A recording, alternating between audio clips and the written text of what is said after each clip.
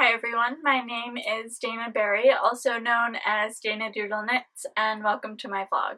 Yesterday, Miriam Felton sent out a new survey asking people how they discover and purchase knitting patterns. So this got me thinking. I of course completed the survey and I will put the link in the description below, so you should go complete it and hopefully she will share the results with us because I'm definitely interested in how other people work. One of the things she was asking about is where people discover patterns, where they find them, and obviously on the list was Ravelry, Craftsy as well, newsletters, and brochures. So I pretty much exclusively purchase patterns on Ravelry, and for the most part that's where I discover them as well.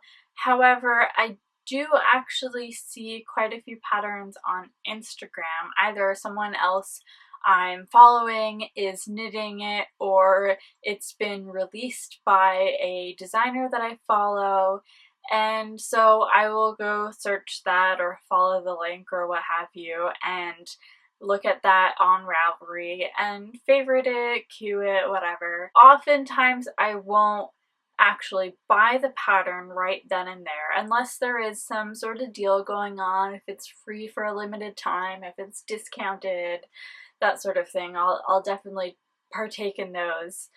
But I will save it for later and I will definitely be looking at it later. I often am looking through patterns that I favorited before when I'm searching for a project. Which brings me to another of our questions, which was about what you buy first, the yarn or the pattern. And for me, this is the quintessential knitter chicken or the egg. Either one works. I've absolutely bought patterns before that I fell in love with and will then go seek out the perfect yarn. I've also, of course, been in a yarn store or been online or at Rhinebeck and bought yarn regardless of knowing what it's going to be, and at a later point I will find a pattern that fits it. That is probably my most typical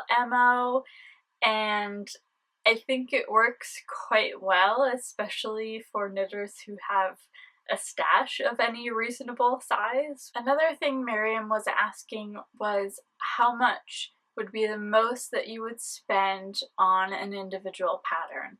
And she had this separated out by types of patterns, which was very smart because I'm definitely more likely to spend more money on a sweater pattern than say a hat pattern, mostly because there's more sizing and more fit and more construction. I understand that there's a lot more that goes into it. And another thing that struck me was the range of values that she had for the patterns, and I tended to choose the upper limit of the scale, and it made me realize that I think because I have seen the inside of a designer's studio, I have designed myself, I have talked to a lot of designers, tech editors, and I know how much effort goes into it. Obviously, taking this survey made me think a lot about the industry and how